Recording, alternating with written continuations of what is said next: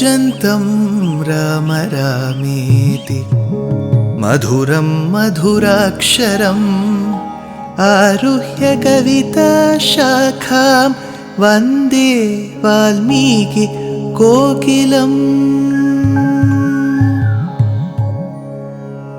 रामाय रामभद्राय रामचन्द्राय वेधसे रघुनाथाय नाथाय सीताय पतये नमः।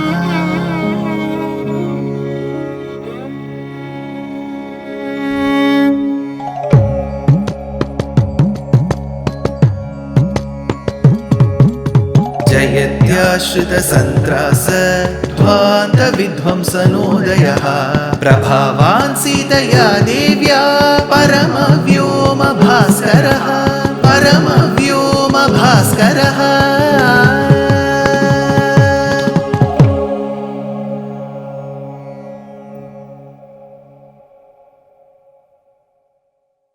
श्रीमते निगमान्त महादेशिकाय नमः. One of the celebrated poets in the Telugu tradition is Annamaya or Annamacharya. Those of you Astikas who have visited and had darshan of Swami Sri Venkateshwara, called as Srinivasa or Balaji, in the beautiful abode of Tirumala Tirupati, would have seen the huge replica of Annamaya or Annamacharya Swami. His compositions were largely devoted to the presiding deity of Tirumala, Swami Sri Venkateshwara. Of course, there are a few other compositions which are on other deities. One such is on Hanuman.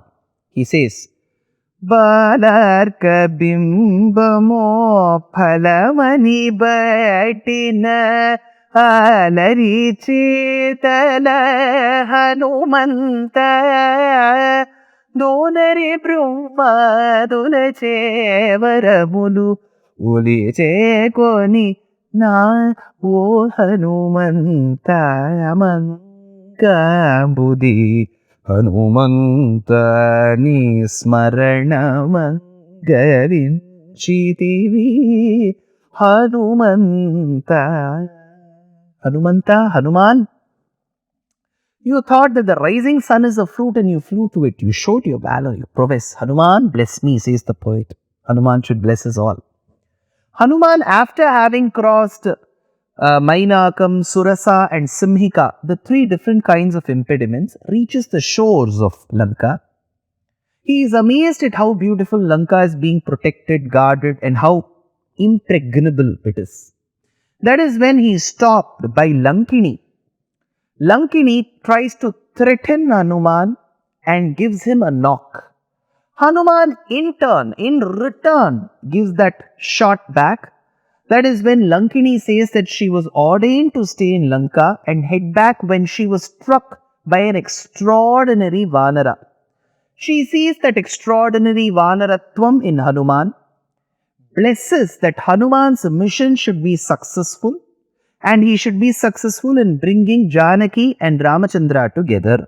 Sita nimittam rajyasto Ravanasya duratmanaha rakshasam chaiva sarvesham vinashaha samupagataha tat pravishya harisreshtha purim ravana palitam vidhasva sarva karyani yani havanchasi. So, he says that this blessing of her will help him cross all the impediments in seeing Sita. Now, as he enters Lanka, he finds houses of all types, says Valmiki. What are those all types? Varahamihira in his Samhita states, here is the Pramana Shlokam. Chatushalam chaturdvaram sarvato bhadra sangitam paschimadvara rahitam nandya vartakhvayam tutat dakshinadvara rahitam varthamanam dhanapradam pradvara rahitam swastikakyam putra dhanapradam. So, there are four kinds of houses that used to be constructed in those days. A house with four rooms, and that house will have four exits in all the four directions: north, south, east, west. So those houses were called Sarvato Bhadram. In fact, I'm sure some of you Astikas will be interested in analyzing poetry, literature.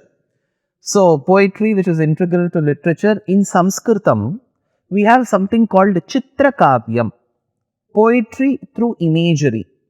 In that, there is a shlokam that suggests it is Sarvato Bhadram. There is Sarvato Bhadram, Ardha Brahmarakam, then there is Mridanga Paddhati, then there is this Sharabantham. There are many formations in Sanskrit poetry. One is Sarvato Bhadram. Here the house denotes that there are four exits. Next. Paschimadvara Rahitam Nandyavartakhvayam Tutat.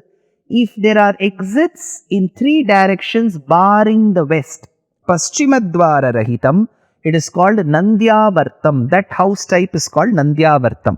Next.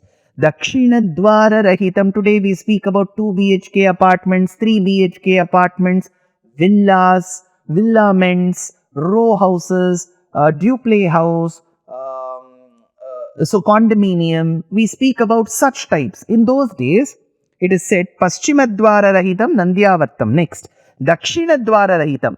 Now, if there is no southern exit, then it is Vardhamanam. Such houses will be called Vardhamana. Next, Pragdvara Rahitam. If there is no eastern exit, there is no exit in the eastern direction, Swastikakyam Putra Dhanapradam. Swastita. So, swastika, that signature, that symbol that we have, Swastikakyam, it used to be called swastika, and such houses which are like swastika that do not have exits in the eastern direction, Putra Dhanapradam. They will give good progeny and prosperity to the house. So, such houses were there in Lanka. Now, Hanuman could also hear to the playing of very melodious instruments in this late evening, because by the time he arrived it was 6, now it will be around 7:30. So, nice evening ragas were being played. Hasitot Krishta Ninadai Sturya Ghosha Puraskritaihi. Now slowly people started sleeping because it was night time. Even in Bharata Desham, if you remember, I'm sure the elderly people will be able to relate. In those days when there was no electricity, now in the last 60-70 years, there has been percolation of electricity across cities, metros, towns and villages. But when there was no electricity, people would have early dinner because there is no source of light and they will go to their bed early. So here also people went to their bed early. Now, as people were sleeping, Hanuman sees who were all sleeping. The yogis were sleeping, the tapasvis were sleeping. Those guards who were supposed to guard had also dozed off. Everybody was sleeping. While he says everybody, he concludes, Hanuman concludes, who were all sleeping, he concludes, even the person who is mentally retarded, who generally refuses to sleep, he'll get in the middle of the night, talk something, lament, ramble, and then sleep. Even he was sleeping. So, a mentally retarded person who is not that mentally stable, even he was sleeping in Lanka. Now, you may wonder, sir, what is the use of description? When you say that everybody was sleeping, why is it necessary for you to say specifically that even the mentally retarded person slept? There is a reason. One of the signs of a very prosperous province, a Rajyam, Janapadam in those days was, people should be sleeping in the night. Today we have this concept, sir, come to my city, you don't have to worry, even in the middle of the night it will be busy. Only if there is something which is very fishy, something that needs to be researched upon, probably probed, will that city be busy in the night. In the night everybody has to sleep, even animals have to sleep. So when everybody sleeps, the city is prosperous. In the middle of the night, if it's like everybody is awake, then there is something shady about it. So Lanka was so prosperous, peaceful and blissful that everybody was sleeping in the night. Even the mentally retarded person was sleeping. Should I give you a contrast? Yes, I will give you one contrast. So there used to be this composer of the colonial period. His name was Oliver Goldsmith. Oliver Goldsmith, who wrote The Citizen of the World, there is a piece within it. It's called A City Night Piece. He describes London in the middle of the night, around 11:12 in the night. He describes the state of London. That is when Oliver Goldsmith says, I quote, "The clock has just struck 2. The expiring taper rises and sinks in the socket. The watchman forgets the hour in slumber. The drunkard once more fills the destroying bowl. The robber walks his midnight round, and the suicide lifts his guilty arm against his own sacred person. The laborious and the happy are at rest, and nothing wakes but meditation, guilt, revelry, and despair." So Oliver Goldsmith says everyone slept in London except the meditation, people who were in meditation, guilt, people who had committed crimes, revelry, and despair, the person who was mentally retarded did not sleep. So the sign of prosperity of a city is when everyone sleeps. London is described as a city where the mentally retarded person did not sleep, in contrast to Lanka, which says that even the mentally retarded person slept. To just say, in the times of Ramayana, Lanka was a better tourist destination than London. So Lanka versus London, Lanka won hands down. So this was the state of Lanka. It was well guarded, well protected, well administered. People were at peace and they were sleeping. Now, Hanuman noticed all of them sleep, the musical instruments, and as he walked, he was thinking of Sita. He has not spotted Sita as of now. How will she be? Because he has never seen even the profile picture of Sita. He has to now imagine how Sita will look, because his association with women, forget the human women, even the Vanara women was very little. He has just seen Tara and Ruma. Otherwise, he hasn't been associated with human race at all, especially the human women. And now he is coming in search of a woman who is the wife of Rama, whom he has never seen. So he is imagining how her state would be. Valmiki describes, "Avyaktarekhamiva chandrarekham, pramsuf pradugdhamiva hemarekham, prarudhamiva varnarekham, vayu prabhugnamiva megharekham." Like how the cloud will have a streak of lightning come. She will be afflicted by the abduction, he thinks. She must be having prominent scars over her body as a sign of she being kidnapped. She could look like gold. She is Hiranyavarnam Harineem. Rigvedam states she is Mahalakshmi, she is gold. But she will be covered with a layer of dust. She is dust-laden gold because of not taking bath for many days after she was being abducted. Avyaktarekhamiva chandrarekham. She must be looking like the scar-filled crescent moon. He now imagines. As he does that, he keeps searching street after street, house after house.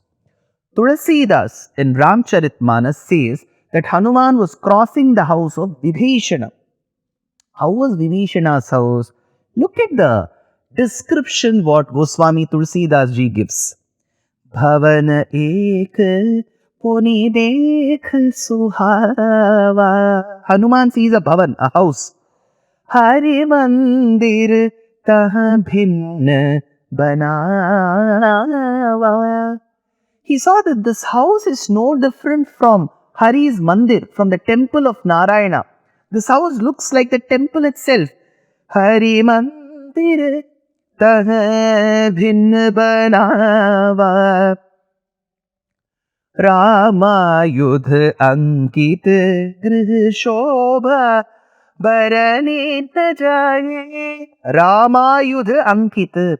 On the walls, the external walls of this house, were symbols of Hari, Narayana's Ayudham, Chakram, Shankham, Gada, Padmam, then Kaumodaki, the mace that I was talking about, then Nandakam, the sword, Sharngam, the bow and the quiver of arrows, all of the Panchayudhas were beautifully painted on the external walls of this house.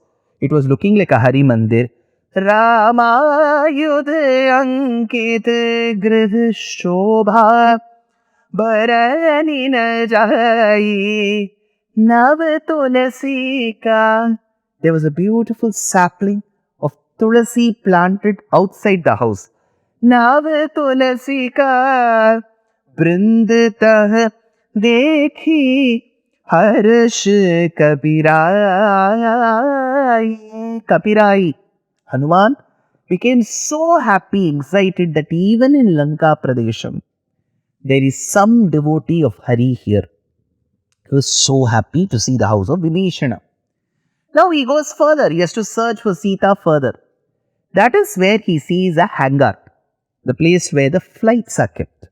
He sees Pushpa written outside of a Vimana. That was Pushpaka Vimana. What is this Pushpaka Vimana? More in the next episode. Dear Astika reader, I am happy to be authoring a two-part book on the Ramayana in English. The first part is slated for release in the year 2024. The book aims to recreate and retell the Ramayana of Valmiki, conforming to the ancient commentaries and other allied literature. To receive notifications of the book release, kindly register with www.deshikadaya.org/books. Namaskaram.